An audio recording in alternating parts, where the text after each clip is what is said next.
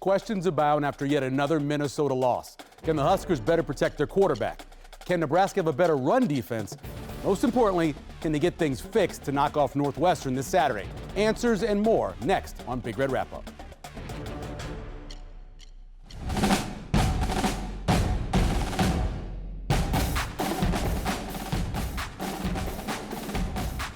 Hi, everyone. I'm Michael Severe. Welcome to Big Red Wrap-Up on Nebraska Public Media. I know you have a lot of questions. We have a lot of questions. We want to get yours as fast as we can. So all you have to do is connect with us on Facebook, X, or our Big Red Wrap-Up page with your questions. You can also email or text us at nebraskapublicmedia.org. Our phones are also standing by ready to take your calls. And at the end of the show, we'll answer as many of your questions as time permits. It's time now for our sideline survey. Last week we asked you, is Coach Rule going to Penn State? 53% said yes, 39% said no, and 8% said maybe. This week's question, how is the Huskers season gonna end up? 5 games left to play. How many will Nebraska win? You can see the results so far. Get online and vote. 3-2 is what most people are saying at 43%, 2-3 at 26%. Here with former Huskers Jay Moore and Damon Benning, let's just cut to the chase. What happened? You know, I'm still trying to figure this out. That was a head scratcher. That's what Coach Rule said. That was one of the most uninspiring efforts I had seen in quite some time. Arguably one of the, if not the worst loss I think Coach Rule has been a part of in his 3 years. You know, people have an argument with UCLA's performance last year. It was Maryland maybe at home. Yeah, but they were at home last year. UCLA was coming, they were struggling. Yeah, you talk and you try to rationale and just being a part of the game as long as I have been, and I just keep going back to one thing, and you see a performance like that where it just, I don't ever want to question the effort, but I have to question the preparation. Yeah. I 100% have to question the preparation, how they attacked that week. It's pretty easy to feel sorry for yourself coming off, you know, you're traveling out east, you had to travel again, and Minnesota had a short week as well. But I don't think they approached it the right way mentally. They took for granted how the type of football team Minnesota was, and they got exposed. All those weaknesses that Nebraska's had in the first 6 games, protecting the quarterback, stopping the run, running the football, just kind of all, you know, and culminating into one game, and it was bad. It was not good. And they got to get fixed. This is kind of a crossroads, I feel, of the season. They got to get fixed. It's now or never, I feel like. But to answer your question, 100% a lack of preparation. You are around the team. You follow around the team. Did you feel that there was any kind of distraction or any kind of issue heading in? No, I don't think it was. I don't subscribe to the whole distraction thing. And you know, I look at the voter polls and stuff like that, and sometimes you just chuckle. But I realize that opinions make the world go around. I think it's really, really simple. You know, I was there when Nebraska lost 19-10 to Iowa State in '92. Oh, yeah. I was there when we were losing at the half to Wyoming. I was there when we struggled against Washington State at home. I was dealt a bad blow against Arizona State when we got shut out. Yeah. I went out to Pasadena and watched us win by 1 score in a year in which we won a national title. So I understand the focus gets away, but you know, for this team, I think it's part of the growing process where it's easy to pick the low-hanging fruit and talk about what they didn't do. We all know that. The question is why. And I think for this team and this year, they're so into, you know, that's not our burden to bear. You know, that's last year's team, that's this year's team, and that's good. It's healthy. But what they've got to go through is everything for the first time too. If you're separating 2024 from 2025, you got to take what comes with it. That means having success on the road. That means people feeling good about you coming back against Michigan. That means people feeling better about coming back against Michigan State. That means feeling good about winning on the road against Maryland and understanding, hey, I'm good with that. I can handle it. We're winning, but we still have some warts and need to get better. That's just emotional maturity. And I think if they're going to continue to write their own versions of this book, that's one chapter you have to include. How do we handle people saying good things about us? How do we not get a false sense of security? How do we understand that if people do think we are pretty good and we are ranked in the top 25, that we're going to continue to get our best shot from a team that enjoys beating our heads in. Yeah. And that's just clearly something from the top on down that this team didn't recognize. And I'll be curious to see how they respond next Saturday, because if they don't want to feel like that again, then you have to understand, when you're Nebraska and our fan base is the way that it is, and we travel the way that we do, and we talk about year 3 rule, and his name is mentioned on the national media, and other people don't respect us that way, you're going to get their best shot. And the quicker you understand that, the sooner the 3 of us will stop having these conversations. You know, people make fun of P.J. Fleck and his sayings and everything else. I watched his press conference during the week. I watched his press conference after the game. He's dialed. Yeah, I believe, I know his team believes, he's got a hypnotic effect on them. Yeah. He is dialed. And I was hesitant. I mean, we talked pre-show, and we know what Minnesota's shown, and the stats say it, the numbers say it. You can easily say that's not a great football team, but I wasn't ready to go there. I've seen this story element too many times when Nebraska's playing P.J. Fleck teams, where Nebraska should handle them. They should win by double-digit points, and they don't, because he gets his team situated, he gets them prepared, he gets you uncomfortable, he gets you impatient, he gets you to do something you're not comfortable doing, and then all of a sudden when he gets that lead, man, his time management skills, that ball doesn't get snapped with about 5 seconds left on the clock, and he shortens the game. And that's what he does. That's how he's been doing it. He is a hell of a football coach. I don't care how, his look, his shtick, his whatever it is that goes about him, he knows how to coach football, and he gets the best of his players. He doesn't have a $30-40 million roster. He gets best of what he can get up to Minneapolis. But I was prepared for a tough battle. And Nebraska got it, and they didn't fight back. And so Nebraska's got to fight back. They got punched in the mouth, and they didn't like it. And we saw the end result. But P.J. Fleck, he's a damn good football coach. You know, it's such a one-play kind of thing. First drive Nebraska has in the third quarter, they're moving the ball. They got a chance to throw to Dane Keaton on that right sideline. He's open. They score there. I think Minnesota's got to play a little different because now they're trailing, opposed to getting the lead and playing differently. It really does come down to a couple of plays. Yeah, when your team when you're not quite as established as you want to be with your culture and your emotional maturity and how you approach things, plays like that can swing games by a tremendous margin. You can not reel in a pass. You can overthrow a ball. You can have something really basic. I mean, the run play that Minnesota scored on, it's really, really simple. You see down, and I'm a D lineman, get down, right? If I read face mask on the second level of a linebacker and they're trying to scoop me, get my head on the outside, box that thing. If I'm a runner hitter, get into the box, right? Yeah. So what happens is when you're kind of hoping and waiting, but you're unsure, those little things rattle you. Mature teams and teams that have kind of been there, done that, which this team hasn't, and that's not their fault. They're still growing in that maturation. You're easily influenced by the plays you don't make, right? If, you heard Coach Butler talk about it in the presser, and we're going to pick it apart because we don't understand context. We don't like context around here because we rather be right than get it right. But Coach Butler was responding to Coach Rule's comments about calling the game a little vanilla and getting away from creativity. He was responding to a question on, did it seem like that? So he explains that, hey, when we gave up the long run, we were a little shook a little bit, so I got conservative. And people are like, oh, we're in big trouble. This guy's got no business coaching. No, he's telling you what happened with an emotionally immature team. We've talked as a threesome about, well, they did too much here, he shouldn't have done it here, or just get back to the basics. He's human too. He's thinking about those whole dynamics in terms of how his team thinks. So it's easy to vanilla that thing up. But the difference between an excuse and an explanation is ownership. He's owning what happened, and we don't like that either.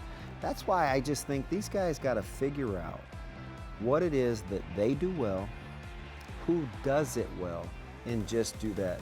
The background noise and our opinions and everything else, but let it be what it is. Just go play ball. Let's talk offensive line, because obviously that was a big conversation. Well, let's say offensive line. Let me say pass protection, because there's so many parts to it. From what you saw, from what you've watched, can you put a percentage on how much was it offensive line? How much is it Minnesota? How much is Minnesota getting after Nebraska? Is it the running back not stepping up? Is it what is the issue? I mean, I would say probably 33.3%, to running back protection, O-line protection, and quarterback. I think they're all equally responsible. And maybe even a little play calling. Potentially, yeah. Obviously, you lose Rocco Spindler with the hand injury. Yep. You get Pritchett that gets kicked out of the game for that crazy call. Targeting, yeah. Minnesota did a great job with their stunts. They liked the late wrap where Nebraska gets overcommitted to one side and this guy comes free. They did it multiple times just like that right there. Fire. It's a really, really good design concept. That play right there, that's just a miscommunication between the back and the tackle. That happened multiple times. Nebraska's got to communicate. The running back has to know which side. Because in pass pro, they'll go man one side, zone to the other. So you got to kind of know where he fits and where are they, where can they be, the hole can be to fill in. But it's a communication, it's a physicality thing. And Dylan has to do a better job, play call, step up in the pocket the right way, have some more urgency, some more suddenness, but it's everyone's responsible. But to me, the lack of communication up front between running back and O-line was the biggest area that I think A, get fixed the easiest, but also what caused Nebraska the most issues on Friday night. Yeah, I don't care how tough you are, how much intestinal fortitude you have. You get sacked 5 times in the first half. You're going to start seeing some things. How much do you think the second half was a reflection of the beating he took in the first half? No question. Right? The last series was completely waving the white flag. You're starting to see ghosts, and it just is what it is. I don't think it's a reflection of his character as much as I think when you know what you've been through and you look at the last 3 or 4 games and it's a multitude of things, it is what it is as a 19-year-old. And I think for this football team in particular, what they've got to understand, and I kind of like the 1/3, 1/3, 1/3, right? One time you see a back get trucked, the delayed pressure.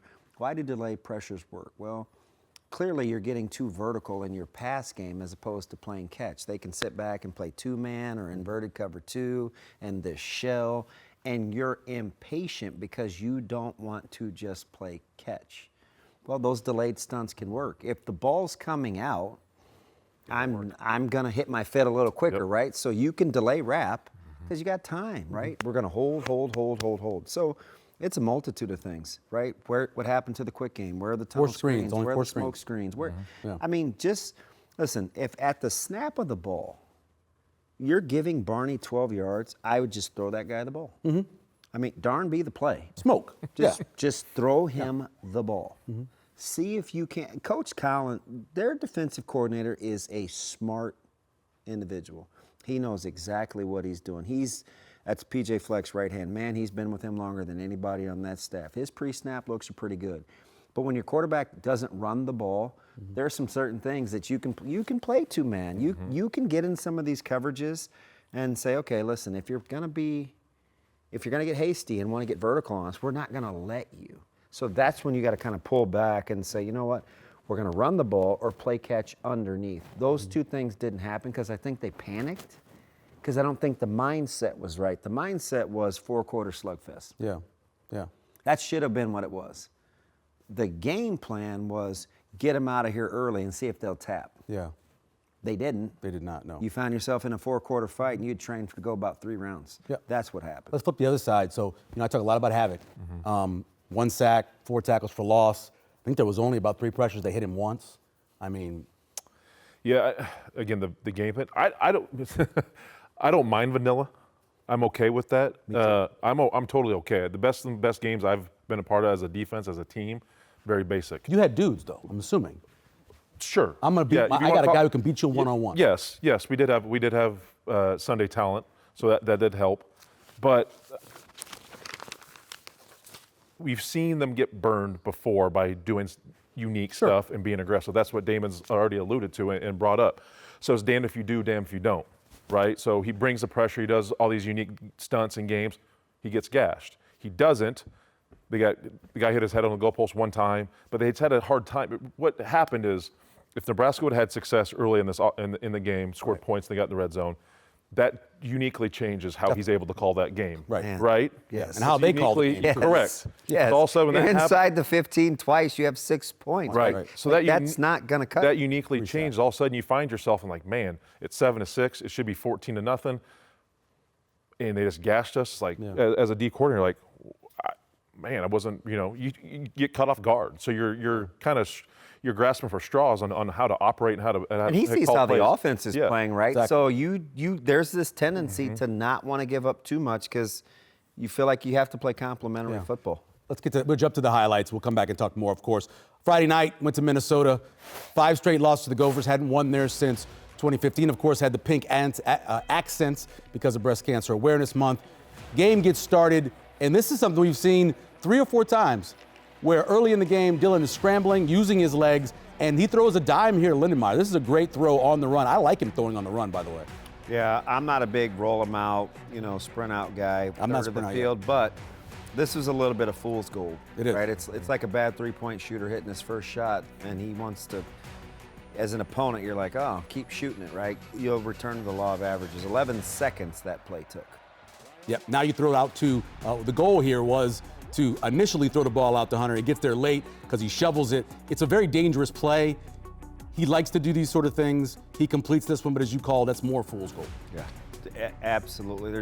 It's not sustainable. It was kind of a miraculous play, and you could kind of see whether it was the left-hand throw, which we'll see in a little bit, or anything else. It's just not going to be sustainable. 3 plays later, you've got a sack there, loss of 5 yards. Got to settle for the field goal. You mentioned earlier, you get in the red zone. You hope to get a touchdown. You're only up 3-0 opposed to 7-0. Just change the way you're doing some things. Drake Lindsey, who is a very good intermediate passer, was on target the whole time from 0 to 14 yards. That's Malachi Coleman, the former Husker, with the 15-yard catch and run right there.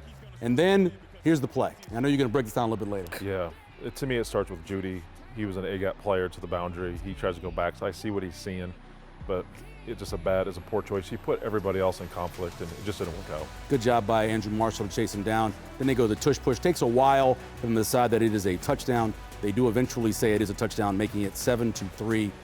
Minnesota up early in the game. We're in the second quarter. Dylan Raiola going back to pass and finding really what's been, well, actually, this is the sack. They left this out of the highlights, but comes back, and here's the left-handed throw you were talking about. The guy's on his right side, puts it in his left hand, makes the throw to Lindenmeyer, who's really become his security blanket. Yeah, the ball goes out to Key early, and we're cooking with peanut oil, but it gets a little delay. We hold it a little. I mean, he's open right there, just banging. Yeah. Right? Like, I mean, some of this is not, it's not real rocket science. We're just playing ball. Yeah, I'd like to see him get the ball to Key more. I think maybe even target him a little bit. Here's a sprint out. This is the RPO. Quinn Clark showing his ability. He's going to be a really good player. He's fantastic. He's got a great attitude. He's highly competitive, and he listens to being well coached. And here we go again. This needed to come out right away. If it's out, it's right away, it's no sack. Yeah. So now they're back to 3rd and 17. And this is what we're talking about earlier. This is the targeting play after the throw out there to Mills. You can see the wide shot. Pritchard knocks him down, and then he does something that we used to call spearing back in the day. Well, he does a spear. This happens in every game. He pushes first, right? Yeah. And I'm not condoning what he did, but these guys clean up piles all they do. the time. But now if you're on the ground and you dive on them, they're going to call it, the old spearing thing there. But they call it, they even throw a targeting, so he's out of the game. Now you're missing 2 of your starting offensive linemen. Make the field goal now at 7-6. Nebraska's sitting in a good spot.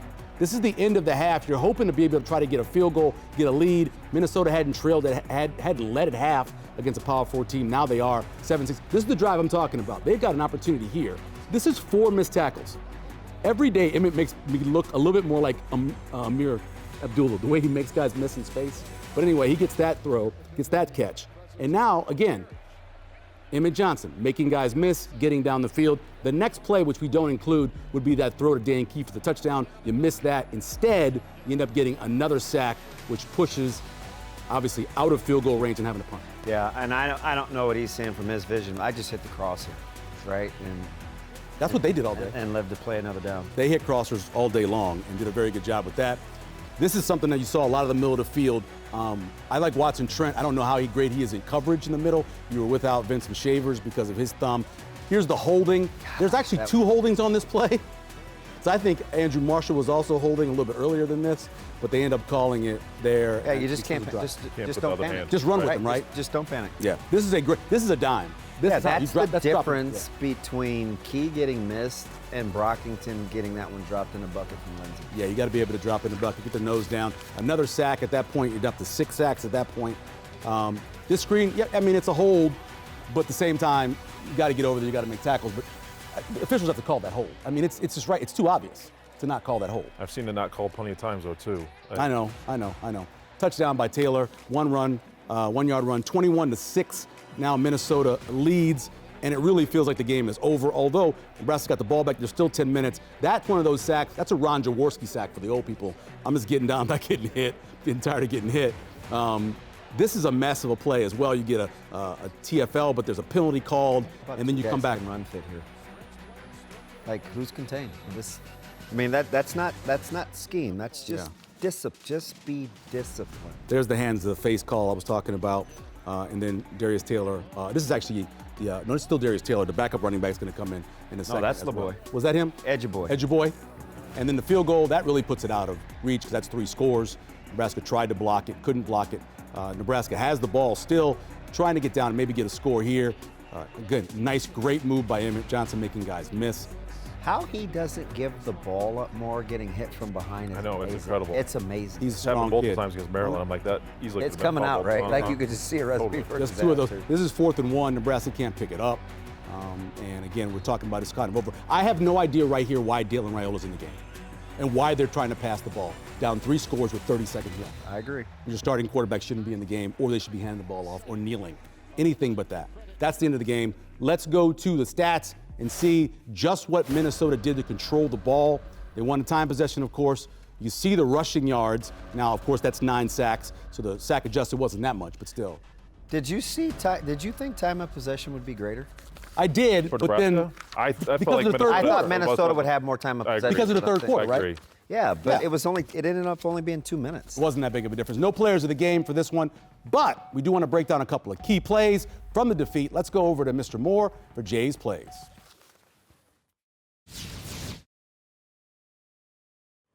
All right, welcome in tonight.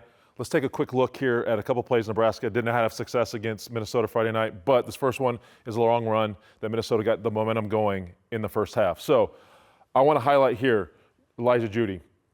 So this is where the play breaks down. Obviously multiple mistakes, but in my opinion, this is where it really, I'm always going to fault the D-line, okay, because I was a D-line player, but I think the D-line does its job. It makes the rest of the decisions that everyone else behind him needs to make easier. But he makes a poor business decision, in my opinion.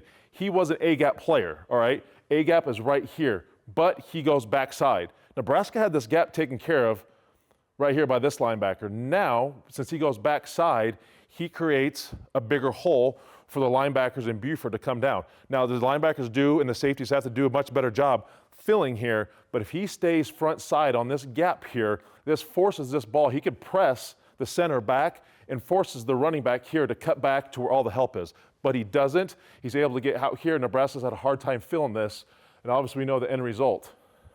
But as he goes back door, look at, it just makes so much space. It makes everyone's job much more difficult. Ideally, if he could just press that, stayed front side A gap, it would have helped everyone else fill in behind him. So let's look at one of the many sacks, one of the 9 sacks we had here. So Dylan, again, has to do a better job getting the ball earlier. Play calls can help him, but also stepping up in the pocket and keeping his eyes downfield. But we'll go ahead and run this, and then you can see the rush, right? As we set this, they're bring a little cross stunt here. Stop it right here. Pause it right here if you can, all right?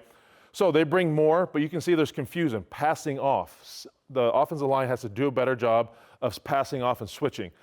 You have 2 guys on here.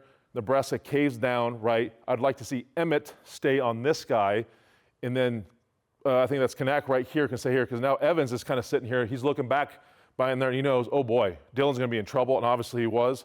So communication, all right? He does have to do a better job of stepping up and eluding pressure, but communication needs to be much, much better between offensive line and running backs in pass pro situations. If it doesn't get better, they're going to have a lot more of these in the next few weeks. Let's send it back to Michael. Thanks, Jay. Good job. Next up, we're joined by Avarie Howard from Hurrdat Sports. As we go to break, some of their shots. We'll talk more about it after this. Back in 2.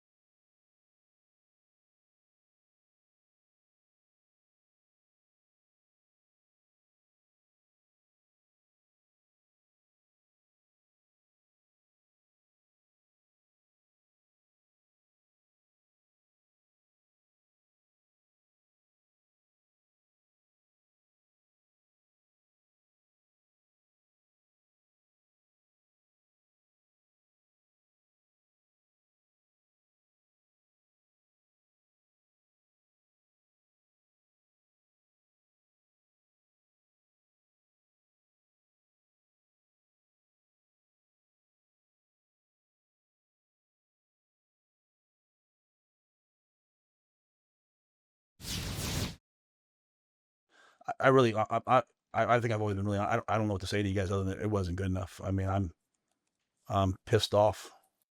I worked for Tom Coughlin, and he would always say, humble enough to prepare, confident enough to perform. And, then you listen to Coach Saban. He always talks about something like workhorses or show ponies, right? Like you have to work and work and work and work as if you have no chance to win the game, and then you have to play as if you have no chance to lose the game.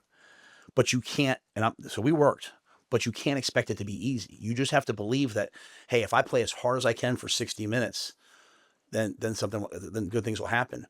Along part of that, though, in my opinion, is when you get punched in the face, you either cower back or you come out swinging. And I'm not saying we cowered back, but we certainly didn't swing. I worry about offense and what we got to do. Obviously, it wasn't good enough. So just got to challenge them to get better. I think he's referencing the fact that I didn't call the game as aggressively as I had planned. We started off pretty strong the first 2 drives, got into a decent rhythm, and then after that explosive run, that probably affected me more than it should, and it shouldn't. Every play has its own life. So what's going to happen on the next play is not about what has happened on the previous play. So kind of a what's next mentality. I've got to stick to the plan and say, regardless of what happened on the previous play, we still got to approach the game with an aggressive mentality. 6 points, that's terrible. So I'm not going to sit here and sugarcoat it. I'll take that full on my part. And the greatest thing is that we got a next game. We got another game to go do it and prove it doesn't matter what anybody else says, but prove to ourselves that we are that offense that we think we are. All right, I want to welcome in Avarie Howard, of course, reporter and podcaster from Hurrdat Sports. Your second trip to Minneapolis, both of them have been horrible. Yeah, I'm 0 for 2, so I don't know what I got to do differently, but I'm 0 for 2 so far. Both very similar experiences, I'll tell you that much. And it was interesting to hear Coach Rule mention early in the week how this might be a benchmark for this team and see how different it was. And I'll tell you, the atmosphere was eerily similar to 2023. Yeah, that one is, tell you what, Nebraska hasn't had success up there since 2015. Last time they went up there, they won the all-whites, but that was, I didn't expect that. I know even after the short week that I expected them to fully come out and play prepared. What caught you off guard by this performance the most? And once the game kind of got going, you're like, ooh, this is gonna be the same story we've seen in Minneapolis the last few years. I'll be honest with you, the energy before the game, it surprised me a little bit. There was a lot going on around the game, not distractions-wise, but just the quick turn, coming off the travel, the high that they had at Maryland, going into a road game in Minnesota. The energy before the game wasn't what I'm used to it being, even on the road. There was a ton of energy on the road at Maryland. There was a ton of juice from the guys pregame. Heard a few of the coaches before the game, hey, time to wake up, time to wake up. And I don't feel like we hear that a whole lot, whether maybe it's the Friday, I don't know, but it felt different. I tried when I heard it, be like, okay, you know what, I'm just gonna let it go. But it showed itself early in those couple series, and I think from that point on, once they were out of whack, they weren't really able to find the rhythm. What do you do as a coach? What's that? What do you do as a coach when you see that with Westside or whatever? What do you do? Yeah, so I've been on the receiving end of that too, right? I've been part of a staff that's been called out by their head coach for really not approaching an opponent the way that we have some other opponents. So usually sometimes we catch that early. With me, I'd like to think, and maybe I'm just that naive, when it comes game time though, I stay pretty dialed just because that's the way that I'm wired. But for this team, I think it's interesting because one of the things, it's almost like we don't work together, but one of the things you do a really good job of is paying attention to press conferences. Did you catch any telltale signs from what was being said during the week that maybe let you know that what Coach Rule alluded to on Monday? Because the way he handled that press conference, it surprised me a little bit. On this Monday? Yeah. Yeah, I think we see an authentic version of him all the time. But I think that version was, I'm speaking directly to my staff more than I'm speaking directly to maybe a fan base. And I think every press conference, he's very articulate with what he's saying because his message is very clear to who it's to. But I don't think in the time that he's been head coach in Nebraska, we've heard him be that direct. And this is my message, this is who I'm saying it to, and I told you so. And I think that's the first time we've heard it. How'd you balance hearing Coach Butler earlier in the week say, well, they're going to probably try to run it at us. That's what I would do. Yeah. versus how we saw them respond Yeah. when they ran it at them. Yeah, I mean, me and you talked about it last week, right? I kind of like the attitude, like, hey, we know what people are looking at when they're going to play us, so we're going to be prepared for it. It was interesting to hear him say today that he did change it a little bit. I know you guys were saying, that doesn't scare you too much, but just knowing his mannerisms and his attitude towards the game, he feels like a pretty aggressive play caller, pretty aggressive with his guys. I was a little bit caught off guard that he did change maybe how aggressive he wanted to be, considering the week before he said, I expect 5 hits on the quarterback minimum. And so for him to change things after that one big explosive play, that surprised me a little bit. But it's interesting to hear your guys' perspective that doesn't, scare you too much hearing what he had to say today. You know what? We were sitting there in that press conference after the game, and the person I thought that was the wisest was Sierra Wright. Sierra Wright, listening to that guy, he's just wise. But he said a little line where he said something like, if our minds weren't right, we got to get them right. Yeah. So he was acknowledging a little bit that maybe we weren't ready for this game. Yeah. I thought he was really good. Yeah, I think I always enjoy listening to him speak. He's very clear-minded in what he has to say. And honestly, I'll give kudos to the players today who all spoke. Yep. There was no sugarcoating anything, and that can be really hard to go up there and admit publicly, hey, everyone saw what happened on the field, and we had to come back and basically tell you, we didn't take things as seriously, which also surprises me a little bit. But Damon, you said this morning, Coach Rule was taking blame for that this week because he allowed it to happen. And to hear the players today really own up and echo the message of their head coach saying, we maybe did take our foot off the gas last week, which excites me some to see what that looks like come Saturday, just knowing how this team feels right now and what last week felt like. Because I think the first step is you have to admit that we're aware that we did not do what we're supposed to do and we got away from our process. So I'm interested to see what doubling down on that process looks like this week and how it turns out on Saturday. Yeah. It's interesting because you get a good feel. You're always at pressers and practice and whatnot.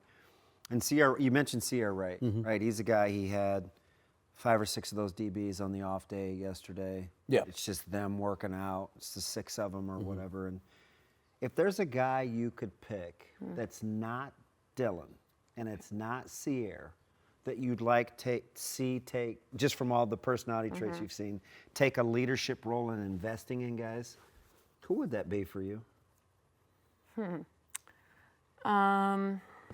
It's a good question. I'm going to say Deshaun McCullough.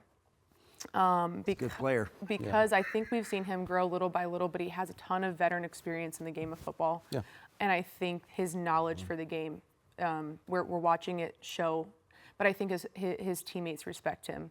And I think that's a position group as well that has been in some high pressure situations this season. And also, we heard Watson Trent say today, when stopping the run's our focus, it kind of falls on our position group. So to see the way if he could step up a little bit more, I know he's newer to the program, but he's played a lot of college football, and I think we've seen him rise little by little, game by game. If he gets that room and his guys, from a leadership standpoint, to follow in his steps, I'd be interested to see what that looks like.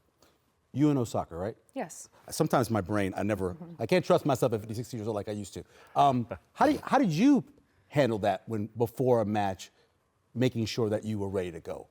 Did you ever have the situation where you felt like you needed smelling salts or somebody to kick in the butt? Yeah, for sure. First of all, music in the locker room's got to be good. That's for sure. That's right. All Chris Stapleton, yeah. But I understand from a coaching standpoint, when you hear a coach say, "Hey, the energy's got to be up before a game," sometimes it would irk you a little bit. Like, coach, it's there. Just give us a second, Yeah.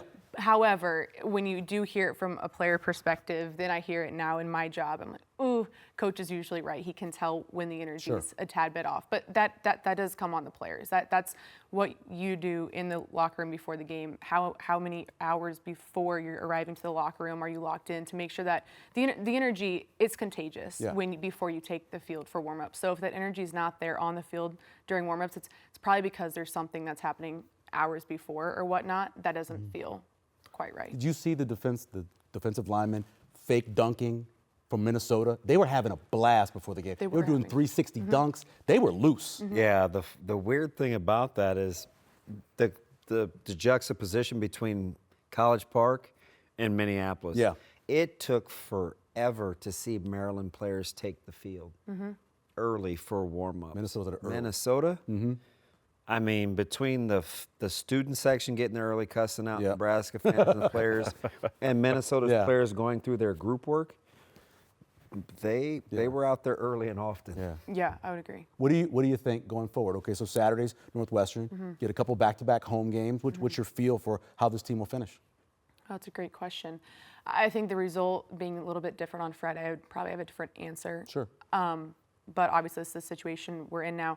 If they have a strong performance and the way that the game looks on Saturday, I think the next following games can look different. If it's the win that we've seen, a Michigan State, Maryland kind of thing, I don't know. Maybe the 3-2 is I don't know. I'm a little bit hesitant to know exactly what to expect the rest of the season, depending on how it looks on Saturday. And I think that was interesting to hear a few of the players say that today. Even like, yeah, the results do and don't matter. It's the way that it looks that we also care about. Sure, they want the W at the end of the day, obviously, right? But does it look like it's supposed to look? Yeah. At this point, you're going to get a win no matter how you can get it. Yeah. But I'll be interested to see how that impacts the rest of the season if it looks the way it's supposed to look on Saturday. The thing is, though, like those last 5 games, anything could happen. 100%. Right? We have no idea. No clue. Like if you told me they went 5-0, yeah, I would be like, ooh, that's good, but I wouldn't be shocked. And if you told me they went 1-4, 1-4, I'd be shocked. would you? Yes. Yeah. 5-0, I would not.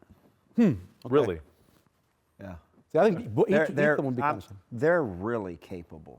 I completely agree. We all agree. I they're agree. capable. They're really capable. But I think this team's showing their age. This is a very young football team. 100%. That's At what I'm. different That's, what, spots, that's yeah. what I'm concerned about. Is, like you said, handling success, emotional maturity, and attacking it the right way. Young. That's what that concerns me the most. Is just. So there's I think SC will have their full attention Sure. because what they've shown is they play up and down. Yeah. To the Play level their of competition. Iowa will have their attention. Yeah. SC will have their attention. It's everything in between that I'm kind of. They always play Iowa. I don't have to worry. Oh, about I know. that It's with a Coach 13-10 Rule, right? game. So I know. it's just gonna be like. And that. going Yeah. to Penn State, obviously, there's some. Right. There's And- no and storylines that need to be written about that one. So the hidden factor for that, I'll be curious what you think because you hear this all the time. I actually, and we got to get Northwestern, so hear my heart. Sure.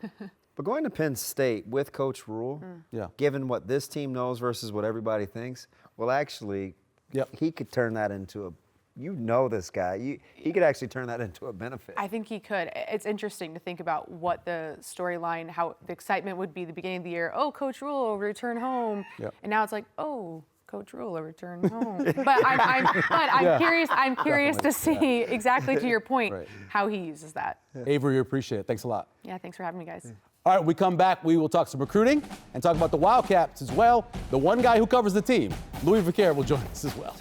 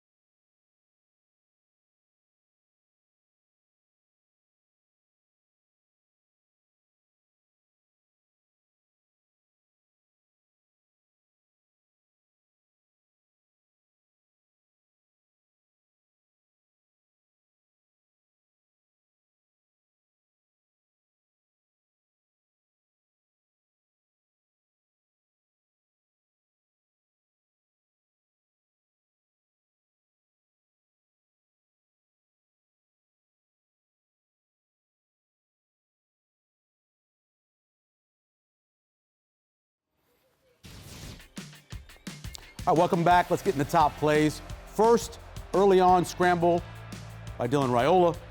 Heads one direction, then heads back, and throws a true dime right there between defenders. Luke Lindenmeyer, nice gain early in the game. And then, of course, the play that a lot of people were talking about nationally. As Dylan said, they didn't win, but he did throw it with his left hand, something he's thought about doing many times before.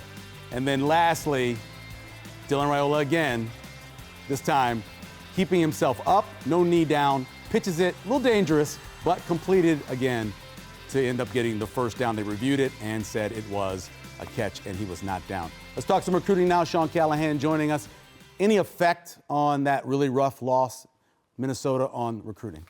I wouldn't say a lot of effect. I mean, I think now they've got to get some football going this weekend. Obviously, 11 a.m. game, but they've got a huge break, Michael, with the USC game being announced as a 6:30 game. And that was the initial plan, but there was some rumblings that if USC beat Notre Dame and Nebraska beat Minnesota, that could go to big noon. Well, Ohio State, Penn State got the 11. Right.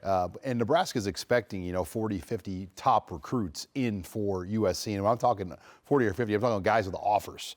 So they got a huge break. With these two home games now, and ideally the USC game at night, they're going to have as many recruits as we've ever seen on campus. Can they bring all offensive and defensive linemen in? Is that okay?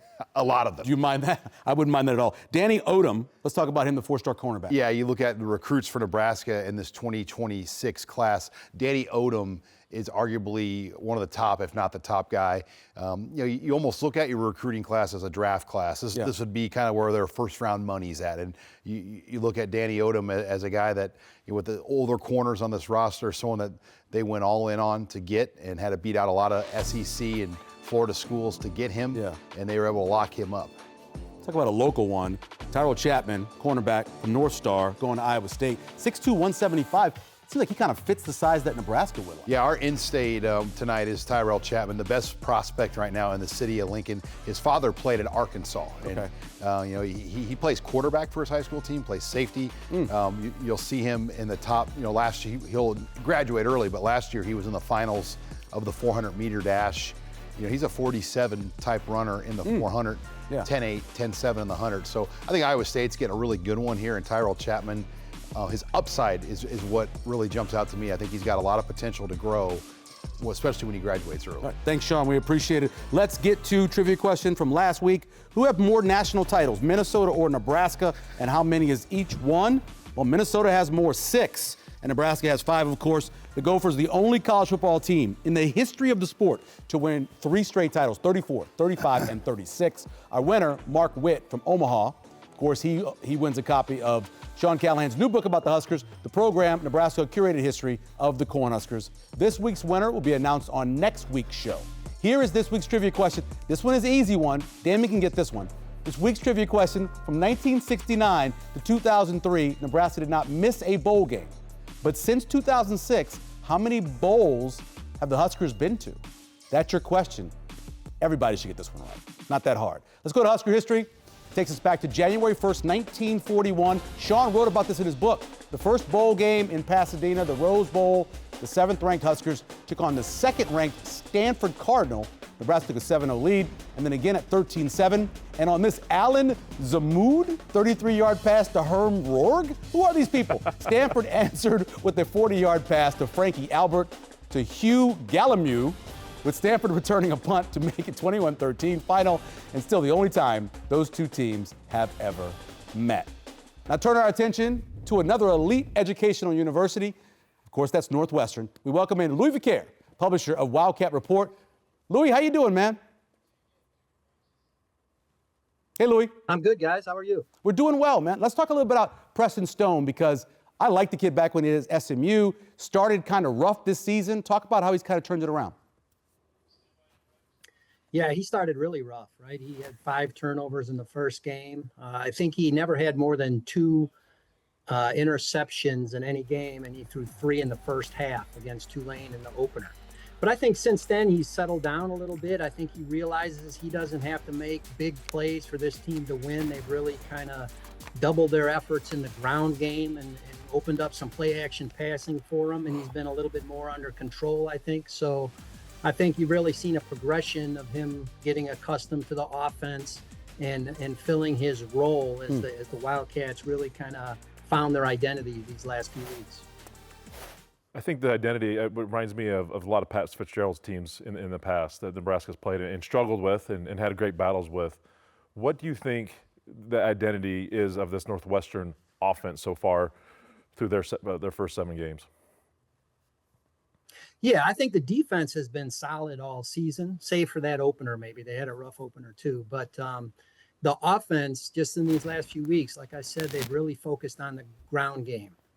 Last week they had 50 carries against Purdue. You look at their last 3 Big Ten games, UCLA, they ran it, I think it was 42 times, Penn State 42 times, and then 50 last week against Purdue. So that's their game now. Caleb Komalafe has really emerged as their ball carrier, as their main mail carrier, their bell cow in the backfield. And the offensive line, I think, is much more suited to run blocking than pass blocking. So they've really kind of found who they were these last few weeks, and it's made the difference. Louis, it's almost like we didn't just talk this morning on the show, but I'm going to ask you. I want to expound a little more because you guys defensively are really good in the red zone. We talk bend, but don't break. Nebraska has struggled to score touchdowns. What is it about this defense, whether it's that, that quarters coverage, they tackle really well? What is it about that condensed field defensively that allows them to be so good when teams get into the red zone? Yeah, I think you said it, right? So they play a lot of cover 4 in the back end. They like to play that shell, keep everything in front of them. And Northwestern's a very disciplined, sound, fundamental unit. They are where they're supposed to be. They plug their gaps they're supposed to be in, and they tackle really well. They're not going to give you big plays. They want you to, if you're going to score on them, they want you to go 10, 12 plays, and they want to limit you to field goals rather than touchdowns as much as possible. And in that condensed area, their back end isn't as far back anymore, so they're a lot closer to line of scrimmage, and they just do the same thing in a tighter area. I think they're just a tough team to score on, and it's because they're just fundamentally sound. They don't have a lot of big stars or anything like that, but they know how to play team defense.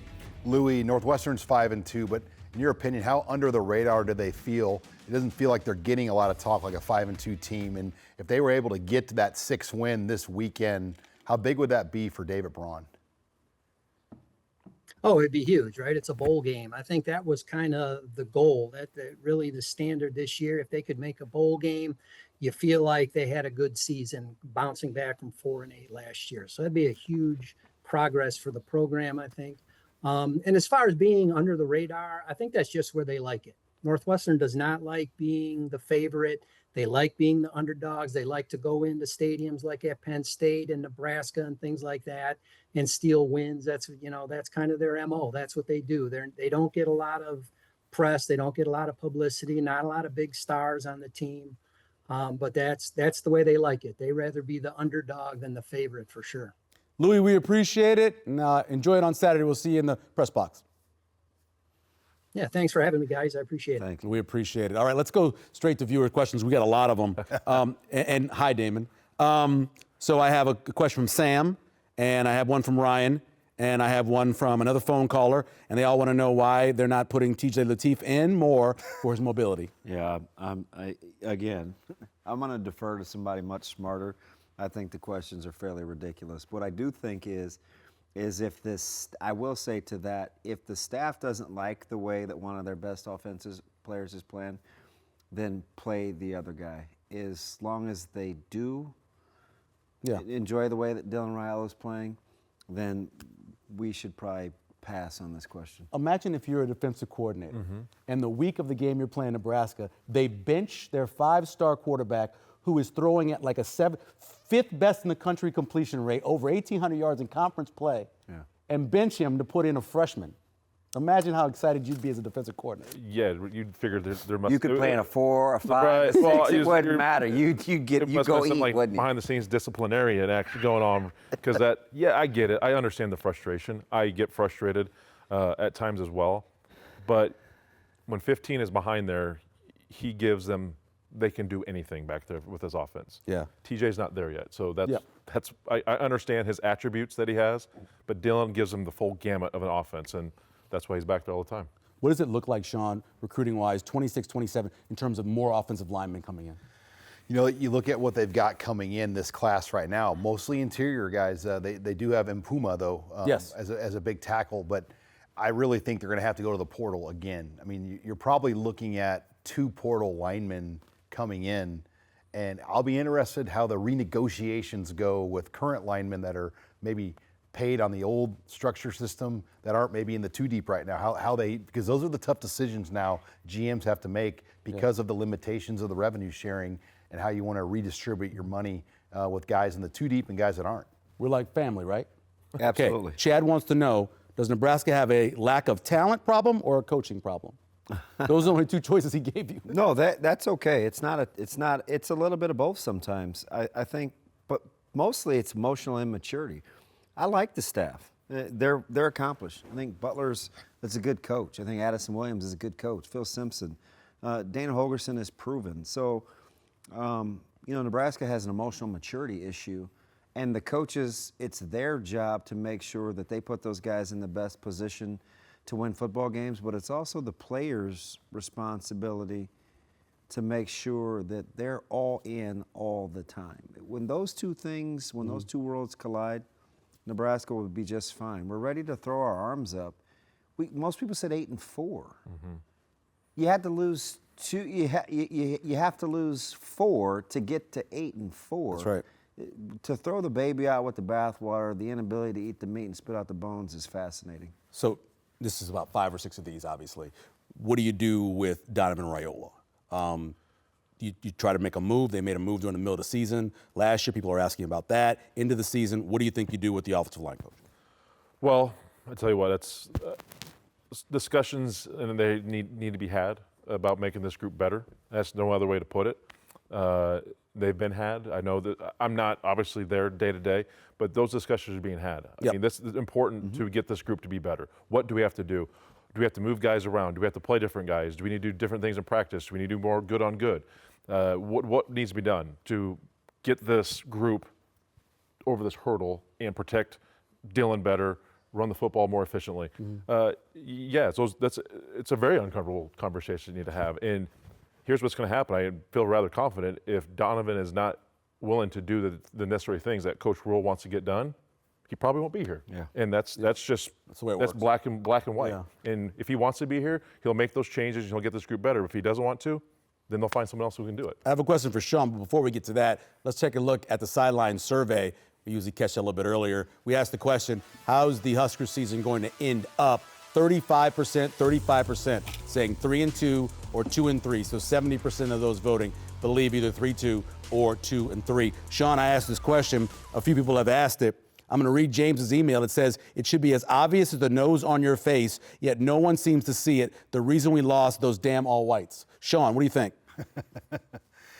Yeah, I think anytime you do any uniform change, it's gonna create debate. I mean, we're gonna be all black for USC, and I'm sure if they don't play well, there's gonna be never wear the all blacks again. So that's how that stuff goes. I mean, how many of those sacks do you think were over 3 seconds, Damon? Over 3 seconds? Is that the issue? The question basically is he holding the ball too long? 7 of them. 80%. Yeah. 80%. Sacks. Yeah. 80% you had the ball more than 3 seconds. So, I mean, one time Emmett got trucked. Listen, he sold out. It's tough. I've been there. Yeah, Derek Brooks. they slid down. Yeah, I Derek came off, Brooks that's stood the on one. my chest. Like, that happens, Yeah. right? You had the quick edge pressure with Late. Catula, but for the most part, 80% was more than 3 seconds. This is an interesting question. Do you think we should see more 2-back sets or 12 personnel to handle the sack problem? I know you have. So, listen, it's different. It's not just playing 12 personnel. They play a lot of 12 personnel. It's where you put them and what your protection is to utilize 12 personnel. All right, let's go to burning questions. Sean, you're first. my burning question is, can Nebraska bring their energy for an 11 a.m. game? You know how these atmospheres can be, especially at 11 a.m., and the offense needs to come out and play a brand that the crowd's going to get behind right away. Yeah, for me, it's easy. Is this personal? Mm-hmm. Sometimes the game of football just has to be personal. You get to solve problems with aggression. Is it personal? Yeah. Get the ball to number 2. Can they get the ball to number 2? Hey, you know what you do guys get the ball out of the hands? Find number 2. Quick 2-1 as well. quick to number 2. Yeah. The offense will be much better if they can get it to Barney. 2 and 6 both. Mine is really simple. when Preston Stone throws you a pick, will Nebraska catch it? Because he will throw picks. Yep. He is a turnover-worthy play kind of guy. For our picks on how the season will end up and, of course, what's going to happen on Saturday against Northwestern, go to the prediction, Facebook, X, Big Red Wrap-Up page, all those spots. And as a reminder, the next game on TV will be Saturday, October 25th, 11 a.m. on FS1. The next Tuesday night, we're back right here on Nebraska Public Media. We'll recap the Northwestern game. Our guest will be Sam McEwen of the World Herald on Big Red Wrap-Up, 7 p.m. on Nebraska Public Media. You can also tune in live on Facebook Live, YouTube Live, and our website, nebraskapublicmedia.org. And if you have fond memories of big high school games, High School Classics is back as well. New season and a new episode drops every Wednesday. We got volleyball for you as well. Friday night, 6 p.m. as the top-ranked Huskers host Northwestern. Our thanks to Avarie Howard. For Jay Moore, Damon Benning, and Sean Callahan, I'm Michael Severe. We'll see you next week right here on Big Red Wrap-Up.